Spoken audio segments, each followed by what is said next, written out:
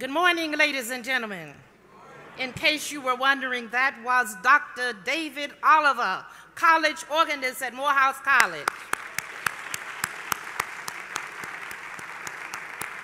Welcome to the first Crown Forum of the academic year. Our Crown Forums are streamed live on the web, so we also welcome our viewers to our program this morning. At this time, we pause to ask you to turn off all cellular devices or any other mechanism that may make noise and disturb the proceedings of the program. We have a full program this morning, so let us move forward. We will now have a special commemoration and prayer for reflection and peace by Mr. Carrington Jackson, a native of Atlanta, Georgia, and a member of the class of 2013. Mr. Jackson.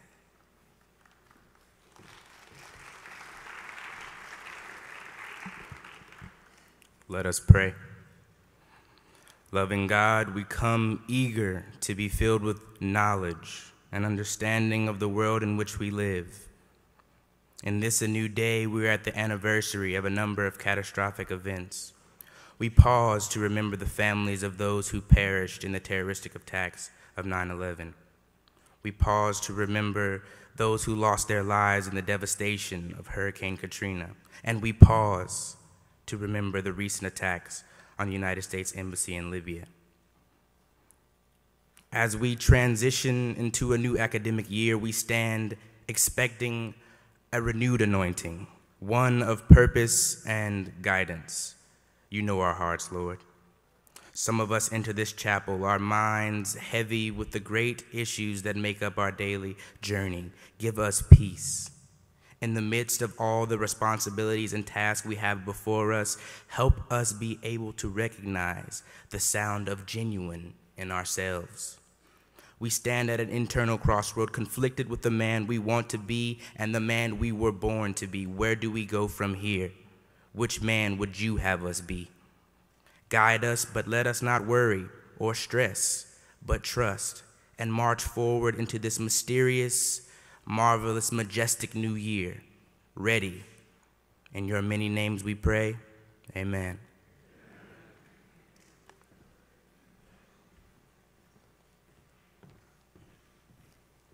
Thank you, Mr. Jackson.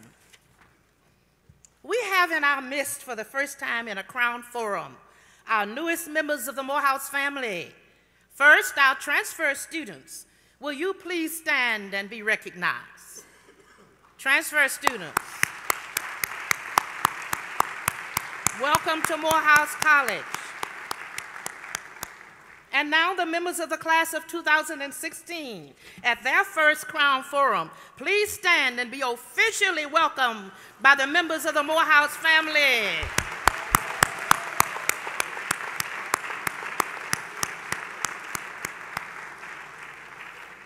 Thank you.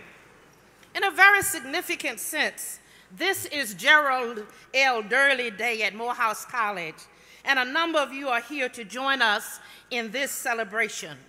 Will all visitors and friends who came to celebrate our speaker for the morning please stand and be recognized?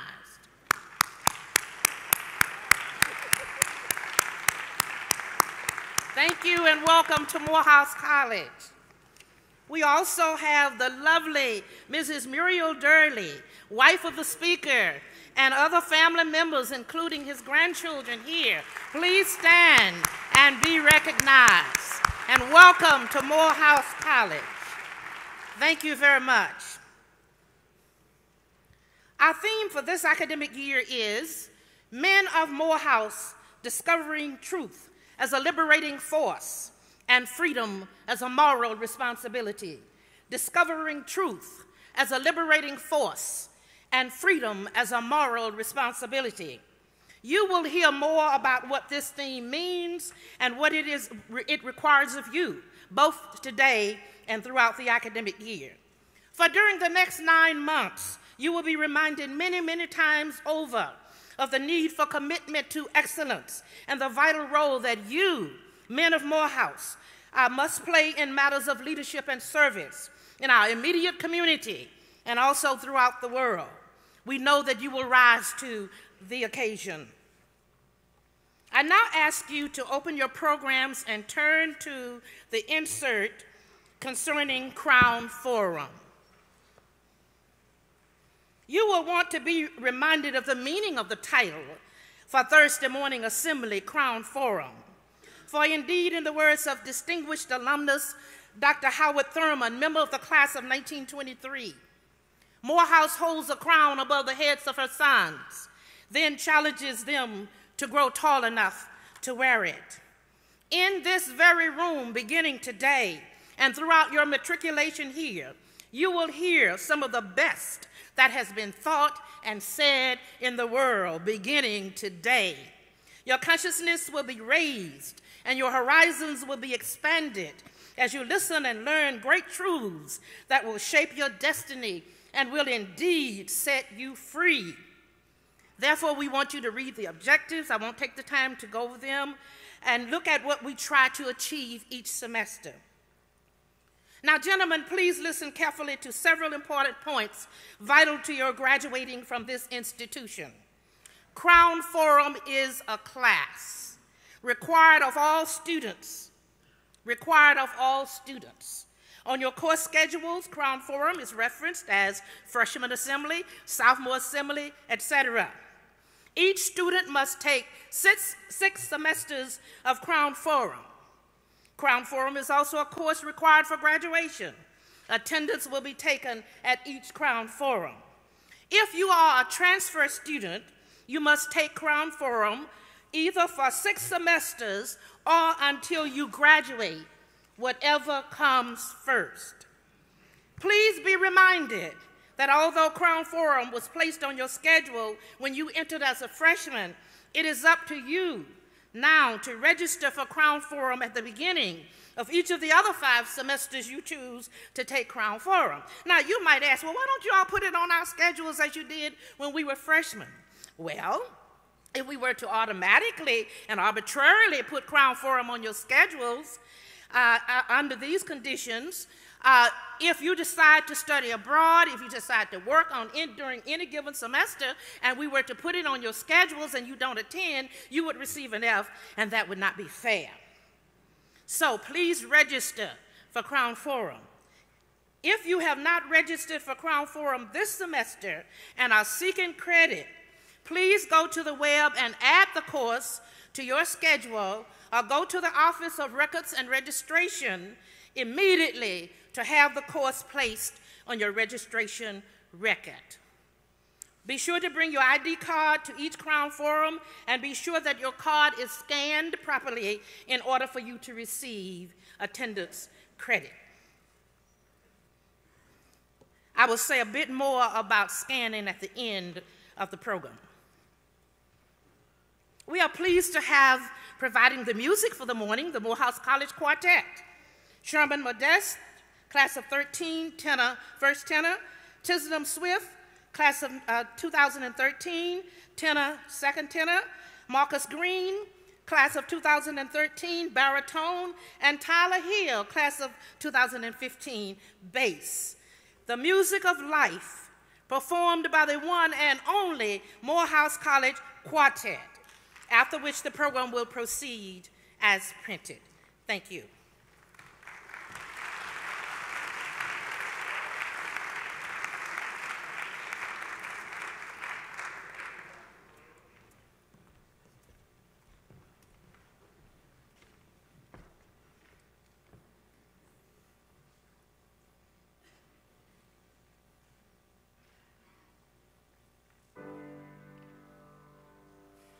Let all my life be music.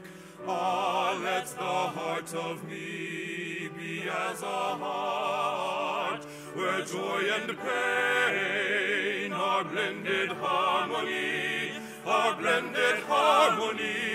when joy and pain are blended harmony.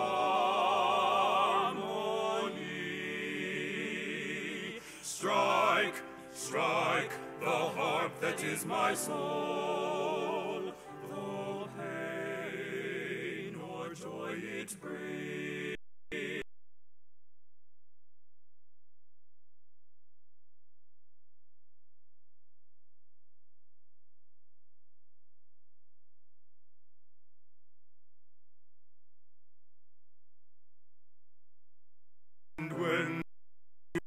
And when the great musician plays, and when the great musician plays, in notes of joy or pain, then let my heart, then let my heart, then let my heart respond and sing.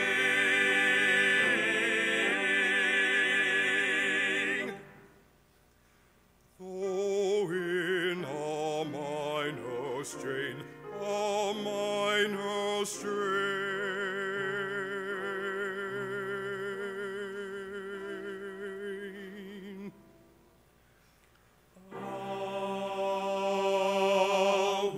A song, a living song, a rapturous song, oh, sand. Then on a thrilling major chord, then on a thrilling major chord, there at life and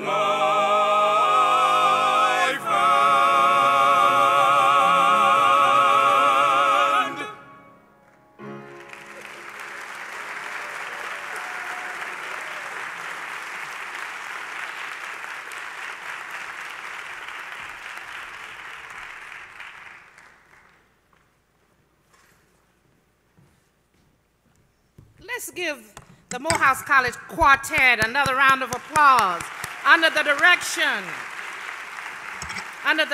of Dr. David Mara, Professor of Music and Director of the Morehouse College Glee Club. Thank you very much. This man will be remembered, oh, not with statues, rhetoric, not with legends and poems and wreaths of bronze alone, but with the lives grown out of his life, fleshing his dream of the beautiful, needful things.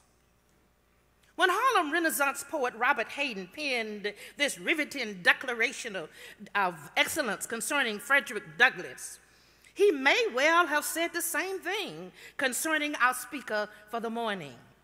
If you've been at Morehouse College for more than 1 year, you are likely to be already quite familiar with our speaker.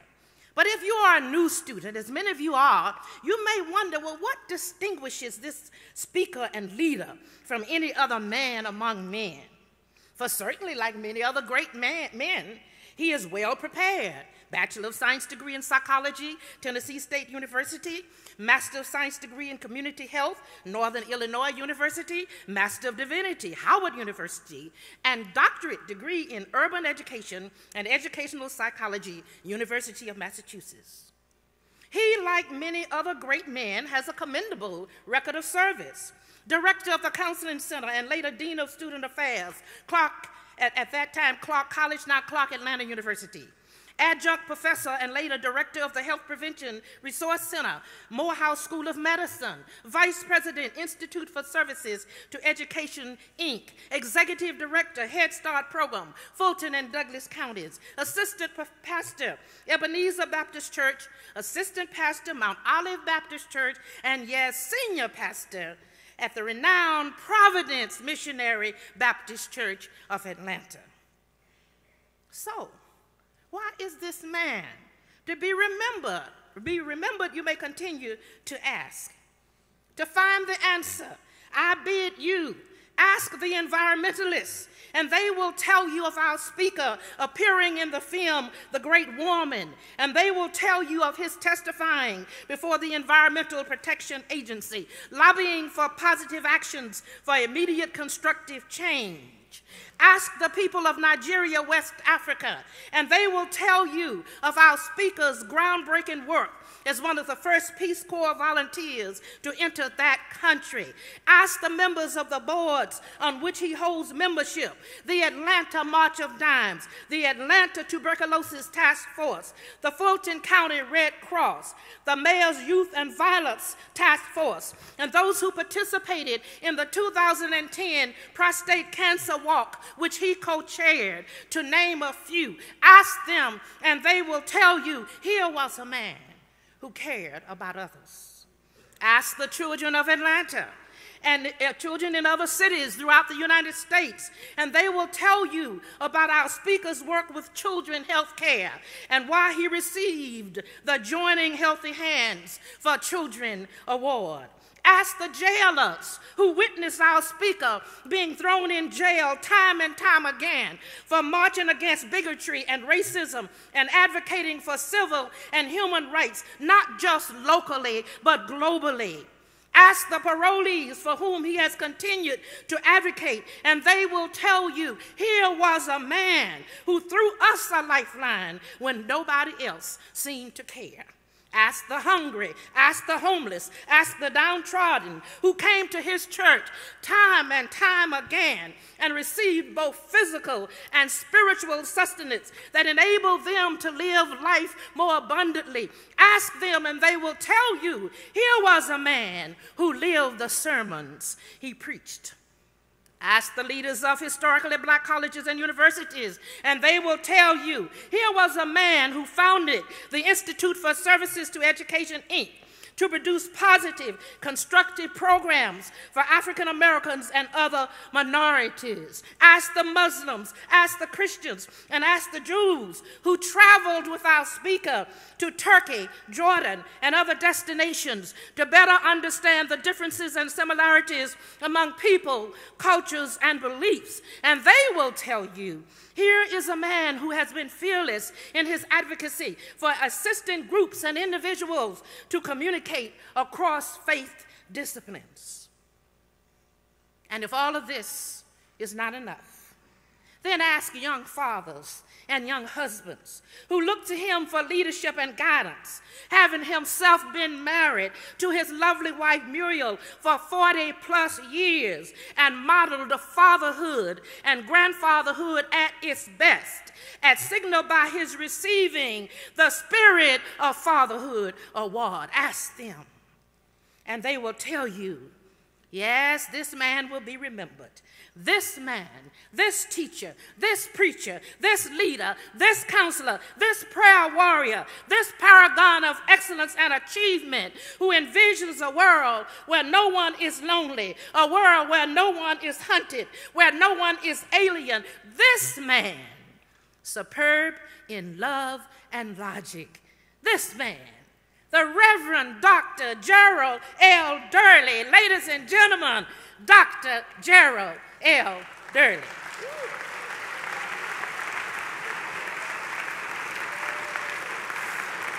Woo!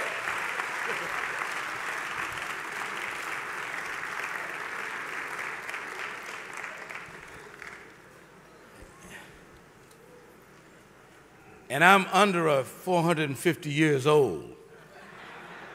You know, I really appreciate when Dr. Watts said all of those good things because she read them just like I wrote them. I'm reminded years ago when I first met a man. His name was Benjamin Payton, and he was introducing a man by the name of Benjamin Elijah Mays in Washington, D.C., about 25 years ago. And when Dr. Payton introduced Dr. Mays, he went on, as Dr. Watts did, saying all the wonderful, glorious, illustrious things about Dr. Mays. And I remember Dr. Mays when he would walk across the campuses, and he was a dark man with piercing eyes. And, of course, Dean Lawrence Carter has chronicled his great accomplishments. But this was a man who moved very adroitly and very fast, as I remembered him. But on this particular day, Dr. Mays was not moving very fast. He was moving very slow when he got up to come to the microphone after that great introduction. And he looked out over the audience, of which I was sitting somewhere in the group, and he said in his own way, "Dr. Payton, thank you for that great introduction. It sure made me feel good. And I want to thank all of you for listening to Dr. Payton. And remember this, believe every word he said, because it won't hurt you, but it sure helps old Mays. Believe everything she says. It won't hurt you, and it sure will make me feel good today." Good morning, Morehouse. Good morning. It is good to be in this great place once again with our good friend, Dr. Willis Sheftal, whom I've known for many, many years, to Dean Darden, a close ally, to my colleague in the ministry and also in academia, the Reverend Dr. Lawrence Carter, to Dr. Watts, whom I've known so long and has always encouraged me, to two young men, Matthew and Malcolm Tyler, who are students here that I've seen grow up and baptize them and doing so much across to you, the faculty and staff of this great institution. I would be remiss if I did not recognize the members of Providence Baptist Church, of which Benjamin Mays was a member all of his life at Providence. And then the Providence Manor, who they're here today. Seniors, we've got to begin to take charge of our seniors now and make sure that they have the kind of life that God intended them to have. And I thank them. I thank you for the world pilgrims that are here with us today. I thank you for the Morehouse men who are here to come to a Crown Forum. Oh, how many assemblies do you go to and somebody gets up and say all of these great things and you nod and you sleep and you wonder if it's over, is it time to leave? But there is a specific reason that you're here and I'm here. And whenever you open up your minds and your hearts, somebody might just say something that just might change your mind for a minute. So many times we get closed off and say, I've been there, I've seen that. But if you're less than 22, there's a lot of things you got to learn to make it in this world if you're black and trying to make it. Somebody might say something in these forums that are coming, so don't miss them. And you, the class of 2016, y'all just getting underway. But that's beautiful because a lot of your brothers and sisters did not get where you are today. They didn't make it. You are a unique group. You've been selected. You've been called. You've been championed. You are an elite group of young men called to this place at this time. It's not an accident. You're the class of 2016. As I stand here, even though the awards come to me and all of the illustrious things that she said, your theme is so powerful. Read it over and over again and make it a part of your lexicon. Make it a part of your consciousness when you talk about men of Morehouse. Discovering truth as a liberating and freedom as a moral responsibility. What a wonderful, proud, significant, lofty theme. And I looked at it and they said, would you address that theme? But I have to, as I always do, change the title. That's a great theme and I think it's wonderful, but I want to talk about purpose provides perspective. Young men in this hallowed hall this morning, you constitute the finest that we have to offer from the African American community. You've proven that you can face challenges and that you can overcome many of the obstacles in life. You are the few that made it out of your communities when there are thousands of young African American men who didn't make it to where you are. You've shown that you can finish high school. You've shown that you can take the entrance exam. You've shown that you can persevere. You've shown that you can do extracurricular activity. You've shown that when times got tough and mountains were high and valleys were low, that you could drop down on your knees and ask God to get you out one more time. You made it. Others did not make it. You were strong enough to meet the challenges of your neighborhood. And I don't care whether you came from a middle-class neighborhood or economically challenged neighborhood. All of y'all had to go through something to get here to Morehouse. And never forget what you've had to go through. You beat the odds which send so many of our young men to prison early. So many of them are young daddies. Many of them are drug addicted. Many of them now, and maybe some of your own classmates, are dead today. Who do you think you are to be sitting in that seat? You were blessed. You had something going for you. You had a mom and a dad that said, brother, get yourself together. You are not going to be a casualty. Never forget how hard they worked to let you come here and be the class of 2016. We're all privileged to some degree, and this is a very special time. So I want each of you, particularly the class of 2016, I want you to stand on your feet because you made it and give yourselves a round of applause. Give yourselves a round. You made it to Morehouse. You got here. Now turn to the brother next to you and say, I'm glad you made it. Turn to the other brother and say, I'm glad I made it. Now that we made it, we got to go back and help the other brothers to make it. That's the only way. Give yourselves an applause. Just because you made it, you now have an obligation, because purpose provides perspective. Purpose will always help you to define truth. And knowing and applying truth sets you free. When you know the truth, you can be liberated. Truth frees your mind. Truth frees your thoughts. Truth frees your emotions to allow you to explore and expand your responsibilities of morality, just to make the world just a little bit better. Some of you sitting there are excited about being a Morehouse man. But there are days and there are nights when your real gut feeling comes down about the finances that you don't have, when the months are too long and the money is too short, and you wonder, are you going to make it? Some of you seniors who've made it all the way through, you worked hard, you took out your financial aid, you worked during the summers, and now your financial aid is maxed out, the jobs are not available, and mommy and daddy, they're making it on a prayer. But don't be saddened. It ain't nothing new. We all came the same way.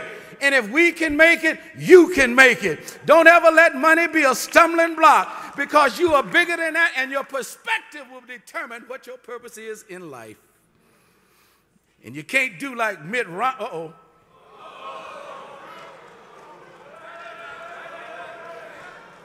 Mitt Romney said, if you get a little short on money, go ask your mommy and your daddy. Your mommy and your daddy are already maxed out. Even those who make a whole lot of money, that big house they live in is costing them quite a bit of money. You can't do it. We can't go to mama and daddy. We can't write the financial aid dries up, but you don't give up regardless of what Mitt Romney said. Freshmen, you may have barely pieced together enough to make the first semester. If you're blessed, you got some money coming in December to make you through the year. Some of us just have to come and hold on to know that it will get better. But that's how we made it. That's how we are strong as a people, and you are strong, resilient Morehouse men. Doubts and fears may have attacked your mind, but I stopped by to tell you this morning, since the inception of slaves trying to shine our shoes and come to institutions of higher education, we've all had to face fears. We've all had to encounter apprehensions. We've all had to be challenged by our doubts and anxieties. But we all made it.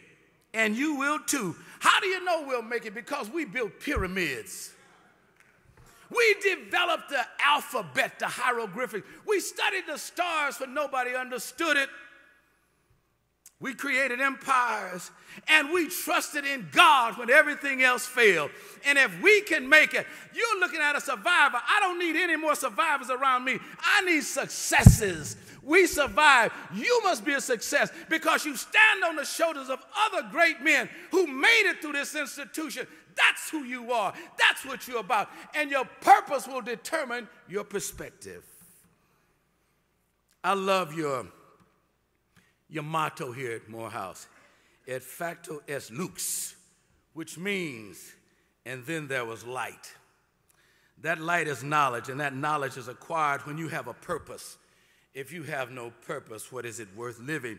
Starting this morning, each of you must find your purpose, which will become the truth by which you evaluate yourself. You must honestly ask yourself, in your search for your personal purpose. There are basic questions before you get into the classroom, before you open your books or you open up your computers and the question. There are some questions you must ask yourself as Morehouse men. Questions like, who am I? Why am I here? What was I born to do? Where do I fit in? What is my potential? Where am I going? Why did I really come to Morehouse? These questions will help you to clarify your purpose for existing. The deepest craving of the human spirit is to find the source of significance and relevance. The search for relevance, truth, and moral responsibility are the ultimate pursuits of a Morehouse man. The greatest tragedy in life, it is not death, but life without a reason, no purpose for living. It is dangerous to be alive and not know why you were given life. It will be fascinating and very frustrating if you spend all of your money, all of your energy, all of your time here at Morehouse and you graduate with no purpose. All you've got is a degree and a grin on your face. and somebody's saying, we're glad we don't have to pay for you anymore. You've got to have a purpose. You've got to decide that you want to be, not what you want to be. Years ago at the University of Maryland, there was a young man named Lenny Bias. Lenny Bias was one of the greatest basketball players that come out of Maryland at that time. He could do it all, 6'8". He was a guard. He was a forward. He could do it. And Larry Bird looked over and said to the Red Auerbach at the Boston Celtics, can we get Lenny Bias to come to the Celtics? Because my back is giving out. I've played too long, and if Lenny Bias can come, we can go on and be champs. Red Auerbach said, fine. So they went down to the University of Maryland. They found Lenny Bias. Lenny Bias always knew what he wanted to be since a small child. He wanted to be a professional basketball player. That's what he wanted to be. When anybody talked to him, he knew what he wanted to be, a basketball player. They signed him up. They gave him a new car. He went out to celebrate that night with all of his friends. He snorted cocaine and died the next morning. Drop dead. All of the money, all of the potential. Larry Bird cried. The Boston Celtics were chagrined.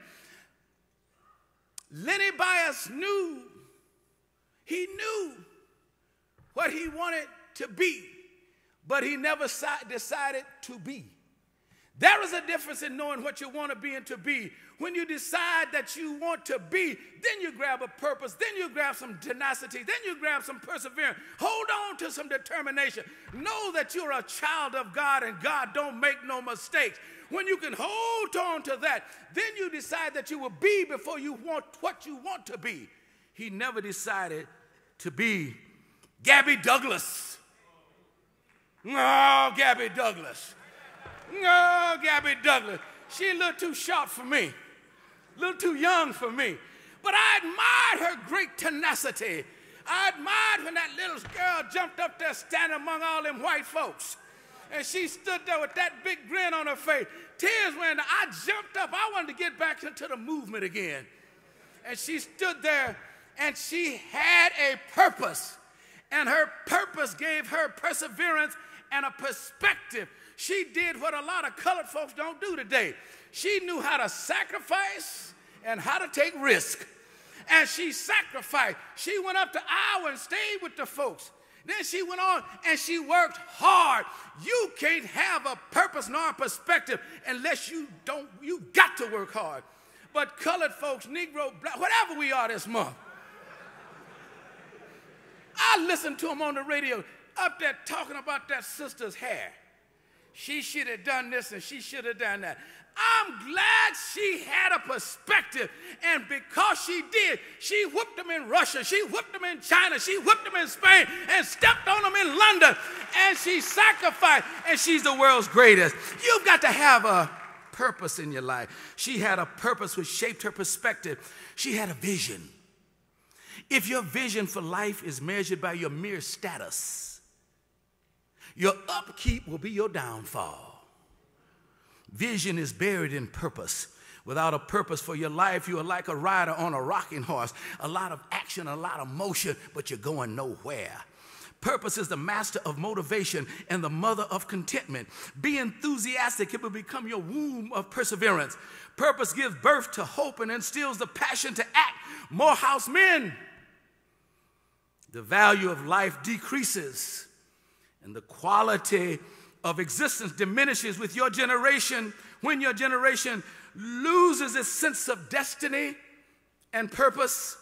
A quick glance at the current world in which we live today.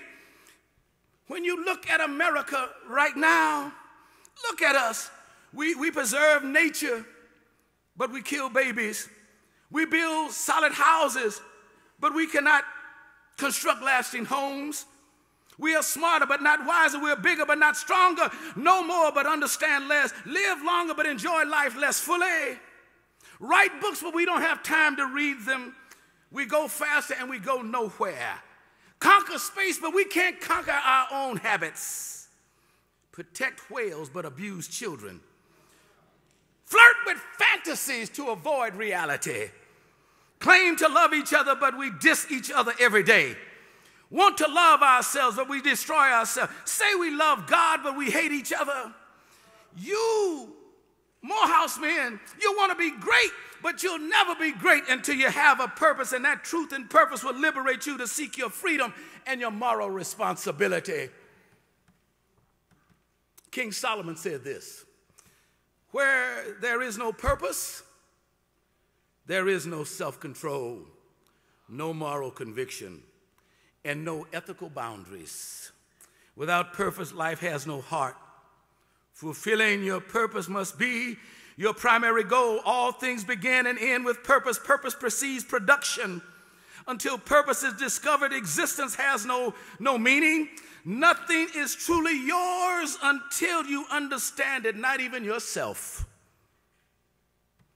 You are designed for a purpose, Morehouse men. You are perfect for your purpose. Morehouse was established years ago to create an environment for you to determine your purpose, then how to pursue and learn that purpose that only you can achieve. Your God has already inspired you, designed you, created you, and consecrated you. You are the way you are because of why you are. God has created you, only you, for your purpose. No one can take your place or purpose, for there is no substitute. Each one of you, as you sit in your chairs, you are you. You must have a purpose. Without a purpose, there is no direction. I know deep down inside there's a cry and an agreement that confirms the truth that you were born for a purpose, born to discover that truth as a liberating force to help you to find freedom. Life is not coming to Morehouse, getting a degree, making friends, and then going off just making a living, having a degree, trying to impress folks that don't even like you. I tell folks all of the time that Gerald Durley would join the rat race as soon as I find somebody that won it. I don't know of anybody that's ever won the rat race. You got to stop trying to live up to everyone else's expectations of you. Set your own expectations for your life by fulfilling your God-ordained purpose. This morning, you may have feelings of doubt, fear, anxiety, apprehensions. Maybe you're a little confused. Maybe you think everything is going well, but it seems to be coming apart. You go to the bookstore, they don't know where the book is. You stand in a long, frustrating line. They lost your financial aid. Your room is not right. You found a little roach in the cafeteria. So what? You came here to get an education. You got to have a purpose that supersedes all of the mundane kind of, I don't like that professor. They didn't look at me right. You ought to be thankful you were there that they could even look at you. You have a purpose that's bigger than so many small things. And when you finally recognize it, it means I'm ready to get myself together. We all have been there, and maybe some of us are still frustrated. Listen, men, I'm suggesting as you start this new year, find what God has for you to do. Find your raison d'être, reason for being. Quelquefois, c'est très difficile de trouver les personnes qui parlent en français avec moi aujourd'hui. Parce qu'avant, toujours avec mes amis, quand j'avais le basket là-bas, came out of desperation while in exile, had to move to Switzerland, all European team, while America was turning us down. When you were turned away and you're living, I had to live in Switzerland. But living in Switzerland, I did not drop my head. I turned and said, hallelujah, viens avec moi dans ma chambre pour écouter le disque, and learn the French language. Get a purpose in life. Nobody can see on the outside, but you've got to develop your inside. Submit, surrender your questions for purpose to your creator and manufacturer. Remember, nobody knows the purpose of product except the one who made it or created it. God knows the purpose for which he gave you birth. He knows the plan for your life and the reason he got you up this morning, the reason he brought you into the Crown Forum. It is not an accident. It is not an act of faith. It is a kairos moment divinely inspired from the time you were there, that Durley would be here, that you would be there, and God brings everything together. And if one has a level of receptivity and finds a purpose, then their perspective begins to tighten up, and they become the person that God created them to be. God gave you breath. This is no accident. God is not asking you to be some super religious freak. I've had it with my super religious freak friends. Oh, praise the Lord. Thank you, Jesus. Throw the tambourine and speak in tongues. And some of the worst folks I ever met.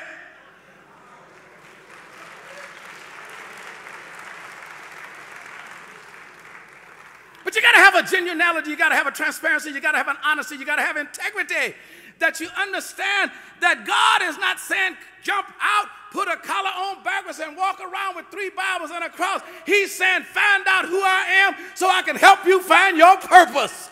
I've got a purpose for you. Every one of you has a purpose. But if you're so mundane and holed up and trying to be super cool, trying to be who you are not, then you lose your purpose. God is asking you simply reestablish your relation to him so he can move you towards your purpose. No, I didn't come here to do a sermon. I'm not going to have an altar call prayer. I'm certainly not going into a call for discipleship. But I thought, Dean Carter, that I would just stop by just for a minute. Just an old street preacher, just an old Negro walking around that's been around for a few years. And I wanted to share a few basic tried and true principles, a few truths. The truth that when your grandmama had to scrub and wash floors and wash other people's clothes so that you and I could be here, she knew one thing, that if I bowed down and held to his unchanging hand, that I could make it through anything. The waves of no money, all of the racism, they're very real.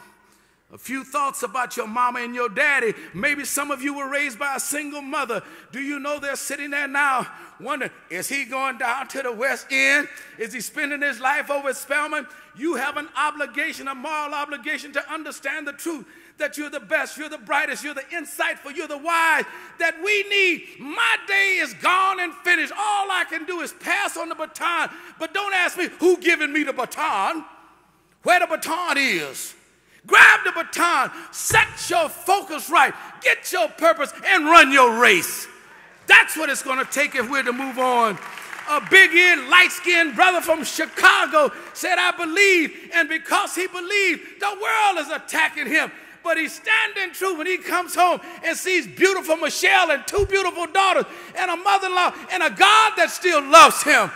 He is facing it, and because he's facing it, you and I cannot give up. I'm talking about a few basic points that separated you from those who didn't make it to Morehouse. Don't think just because you made it, you're better than any of those that were left behind. You have a moral obligation and a purpose to go back and talk to your young brothers, sisters, cousins, those that dropped out in the 10th grade because they became a young father. You have an obligation. You have a responsibility to rebuild that wall. Listen, men, you all call yourself the Maroon Tigers. I don't see tigers in here. I see a bunch of eagles. Stories told about a farmer once. A farmer who was raising chickens. And this farmer had these chickens, and they were all cute little chickens. They all had finished Chicken University. All of their feathers were so nice and pristine. The farmer said, I love my chickens. And you know, when you think about eagles that I see here, understand I'm not an ornithologist, but an eagle's wingspan is over 6 feet. An eagle weighs about 15 pounds. An eagle can soar to heights unknown. An eagle can see past 3 football fields. An eagle has mighty talons that can pull up a sheep and take it to its nest. Eagles are powerful birds. I see eagles in here. But this particular day, the farmer was walking along the road, Dr. Watts, and he looked over and he saw an old, dirty, filthy egg on the ground. And he looked at it and said, oh, this is a dirty egg. It looked like it had rolled down from some shanty houses, an old neighborhood. He picked up this dirty egg and said, I'll take it back to my pristine little chicken yard. He took the bird back. He put the bird there and said, will you sit on this bird, on this egg? Will you talk to this egg? Will you make it? All the hens said, whoa, that filthy, dirty egg, where it come from? Who the egg mama is? Who the egg daddy is? I don't know, it looked like it came from the projects up the street. Looked like it came from old houses where people ain't doing nothing, where the fathers are gone and the mamas are drug addicts and the children are having babies. I don't know. So this old hen said, I'll sit on the dirty thing. Sat on that egg. And when it sat on the egg cracked open. And when the bird came out, had long dangly arms, beak was crooked, eyes were crossed, knees were knocked. Ugly, ugly bird. And they all looked at it and they all screamed. And they said, what has happened here? But then there was a young man from the class of 2016, came past the chicken yard, looked over in the chicken yard, said, Mr. Farmer, I'm looking at an ugly bird, but I want to know one thing. The farmer said, what do you want to know, young man? He said, I went to Morehouse.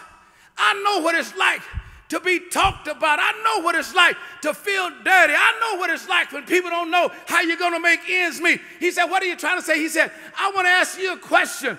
What is that eagle doing in there with all those chickens? Man said, what eagle? That one right there. You mean that old bird that we sat on, that we kept back, that we told him he'll never do anything? We don't know who his mama or his father. We don't know anything about them. But he can't do anything. That man from Morehouse who had a purpose in life to not only lift himself up, but lift others up, and then lift the city, the nation, and the world up because of the statue of Morehouse College. Turned around and said, let me talk to that eagle. Went over to the eagle and said, come here. They call you ugly. They call you dumb. They call you can't make it. They say you can't fly. I can't. You are an eagle. I'm a what? You're an eagle. I'm a what? Eagle. What's an eagle? They never told me. They just said I was just another chicken. Said I was ugly. Said I was dumb. Said I'd never learn. Said I'd never fly. Stop that stupid thing. You got to get a purpose, eagle. I want you to fly. Now run down there and start flapping your wings. Flapping my what? Your wings. I got no feathers. Stop making excuses. Start flapping your, and he started running. And the next thing you know, he started levitating up. And all the little chickens in the farm said, look at that dumb bird. Thinks he can be better than us. And he came back down and started eating the food that was thrown on the ground before him. That Morehouse man came on and said, look here, sucker, you better get your life together. Nobody's going to give you anything. You got to have a purpose. You got to have some direction. You got to have some belief in yourself. You come from a long line of good people. You all came from big stuff. Now fly. He started going up and started levitating. Next thing you know, his eyes got straight. His legs got strong. Feathers jumped out. And he flew all over all of those little chickens because he had a purpose in life. I see a bunch of eagles in this place. Men of Morehouse, you got to be eagles. You got to learn how to soar above your disappointment. Soar above your setbacks. Soar above your broken relationship. Soar above that long registration line. Soar above money might be a little short. Soar above the feelings of guilt when your mom and dad is working. Soar above shattered dreams. Soar above valleys of despair and depression. And you find your truth. Find your purpose. And when you find your purpose, hold on to your purpose. Hold on to your dreams. Hold on to your goals. Hold on to your hopes. Hold on to your true friends. Hold on to what Grandma and Uncle Mac told you to do when you came up here. Hold on to truth. Hold on to freedom.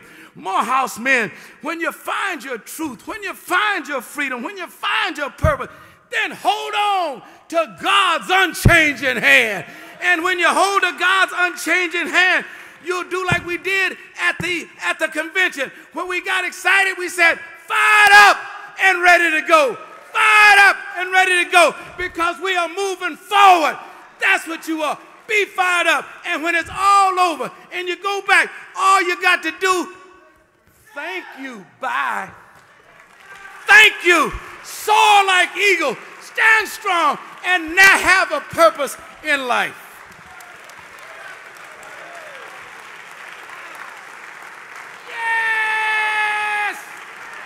Never let anybody put you down.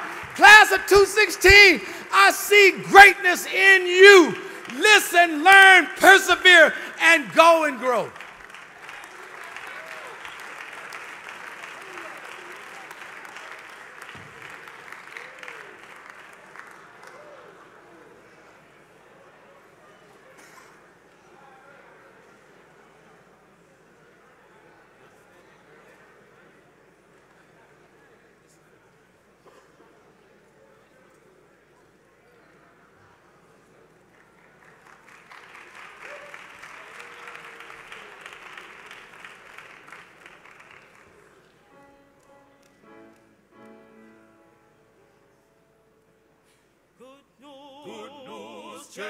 chariots are coming. Good news, chariots are coming. Good news, chariots are coming, and I don't want it to leave me behind. Good news, chariots are coming. Good news, chariots are coming. Good news, chariots are coming, and I don't want it to leave me behind.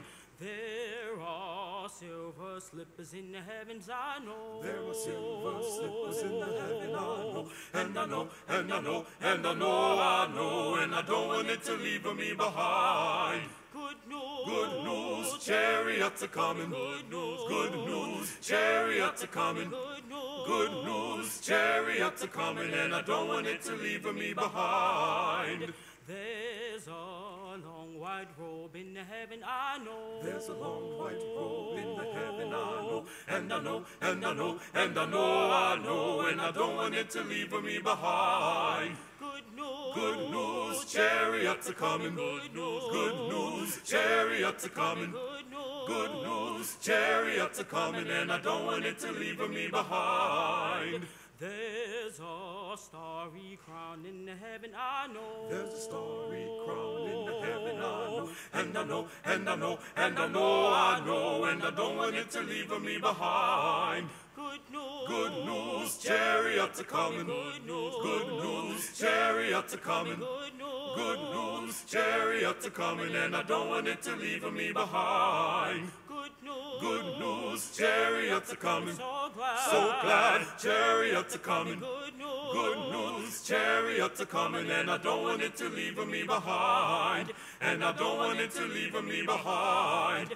And I don't want it to leave me behind. Don't want it to leave me behind.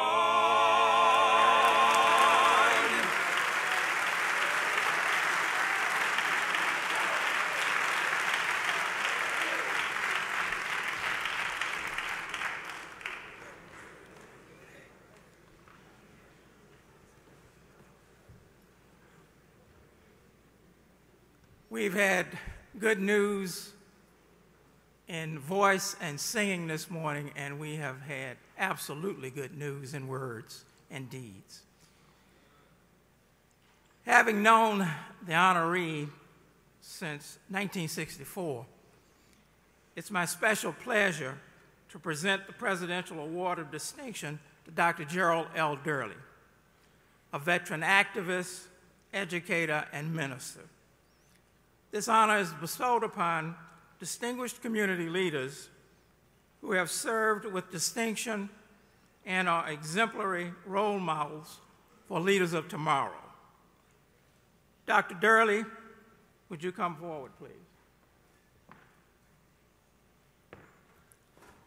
Your award reads in part, an advocate for civil rights and the restoration of strong moral values. You are both a public figure and a private citizen who lives your creed and works tirelessly to build coalitions between members of the faith-based, political, education, and business communities. At Tennessee State University, where you earned a Bachelor of Science degree in psychology, you took the first steps toward a lifelong career of activism as a student government president and as a young member of the civil rights movement. You continued your pursuit of excellence in education, earning your first master's degree at Northern Illinois University, where you also assisted in founding the African American Cultural Organization. Following completion of your degree, you remained at the university as director of the Chance program, building bridges of understanding between African American students on campus and the larger community. When the United States Office of Education invited you to move to Washington, D.C., you responded and became the Assistant Branch Chief of Pupil Services. During this period, you also began the scholarly work that culminated in a doctorate degree in urban education and psychology from the University of Massachusetts.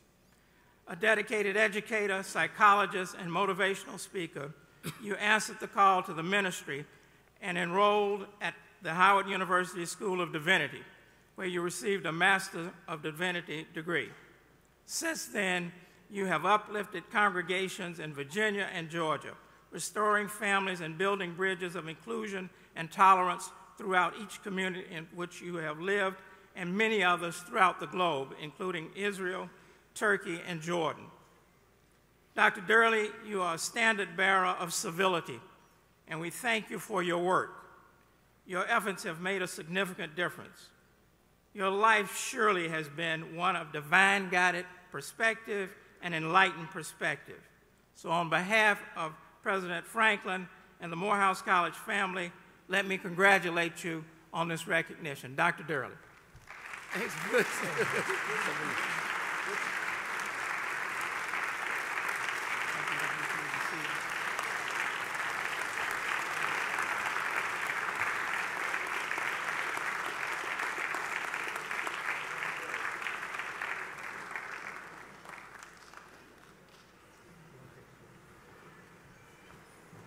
Thank you very much.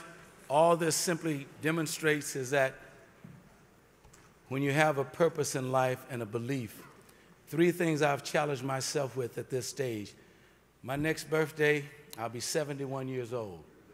So I've been on the battlefield a long time, married to that beautiful lady over there for 45 years. And I never tell jokes about the lady of my life. But three things that I challenge myself with to understand my own belief. One, did I really believe in Jesus? Did I believe in God? Because things sometimes get so crazy when it gets rough. And I had to understand after time, yes, I believe in God. Next, I had to say, did I have faith in God? Because when I see the atrocities occurring to people all over the world, do I have faith in God? And once I concluded that I believed in God, had faith in God, then the real test came, and it will come to you when all things come in. If I believe in God, if I have faith in God, the key is that then do I trust God? And when you trust, all of those things that you think are holding you down, holding you back, challenging you, will come down. This award today I received, please tell Dr. Franklin I thank him so much. And it shows you this. Good people, good guys can finish first every now and then.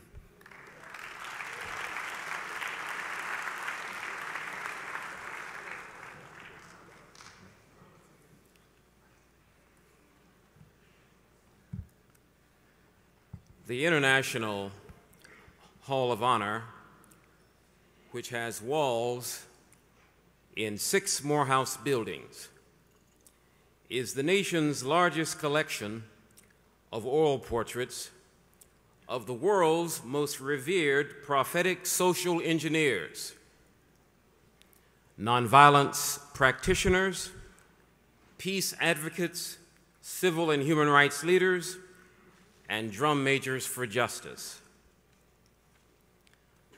The 177 oil portraits that are permanently on display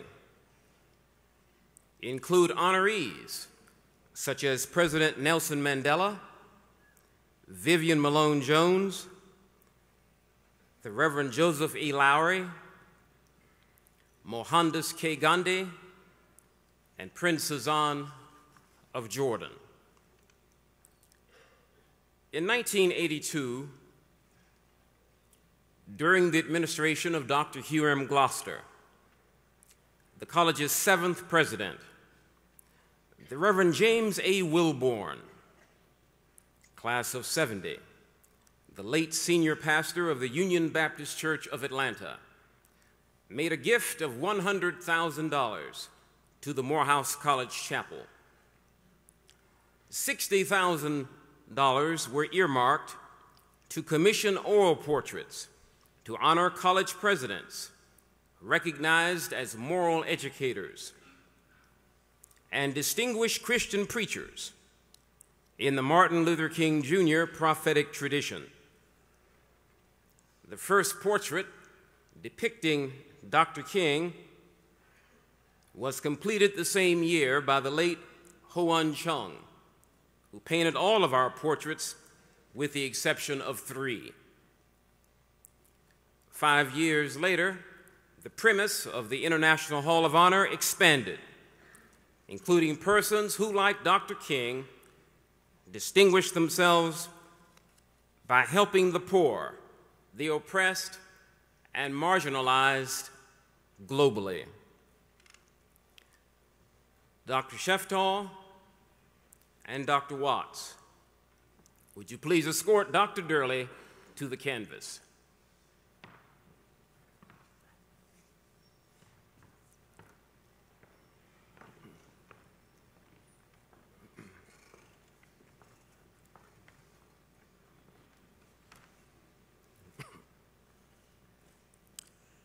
Gerald Lee Durley, educator, psychologist, disciple of the gospel of Jesus the Christ, civil and human rights activist, friend of Morehouse College, and my friend. Dr. Durley, you spent your life learning about people, their cultures, and what makes them different. But far more important, what unites us all in our shared humanity. You are an activist in the tradition of Martin Luther King Jr. You've strategized, organized, and marched for freedom, for human freedom, and racial equality as a leader in the Nashville, Tennessee student movement, a Peace Corps volunteer in Nigeria, and as a minister of peace and reconciliation in Atlanta. As an educator, you help to shape the minds and shift the negative perceptions different cultural groups have of one another. You are a skilled psychologist who headed the counseling center at Clark College and later became the dean of student affairs at Clark Atlanta University. Your enlightened understanding of the relationship between the mind and the body paved the way for you to become the director of the Health Promotion Resource Center at the Morehouse School of Medicine. For 24 years, you have served as pastor extraordinaire of the historic Providence Missionary Baptist Church of Atlanta.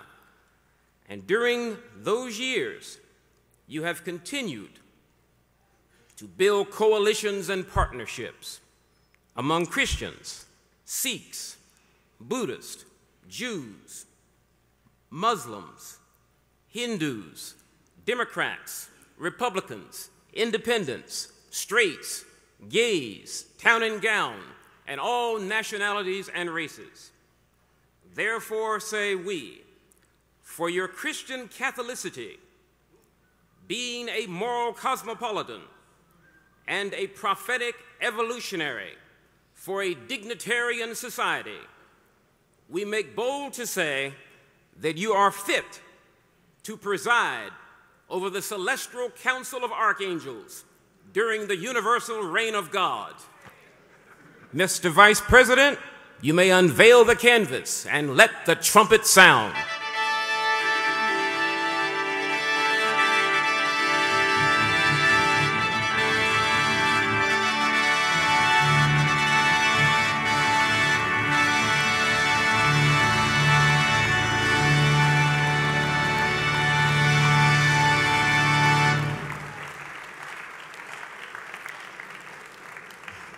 The oil portrait is painted by Mr. Stephen R. Allen, and it will be placed on this side on a wall all by itself.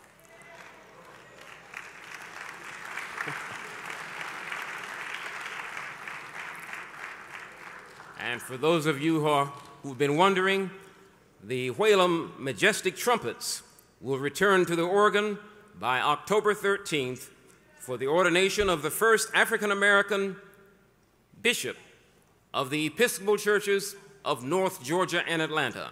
That'll be at 11 o'clock on that morning. The house will be full with a 400-voice choir. Thank you. If the men of Morehouse would just still remain for another moment, we have to sing the hymn. This is a tradition, a time-honored tradition. Before we sing our hymn, if there are persons who are here today who do not have ID cards, men of Morehouse that is, after the singing of the hymn, you ought to come to my right where Miss Beverly Key will be with standing here with sign-in sheets.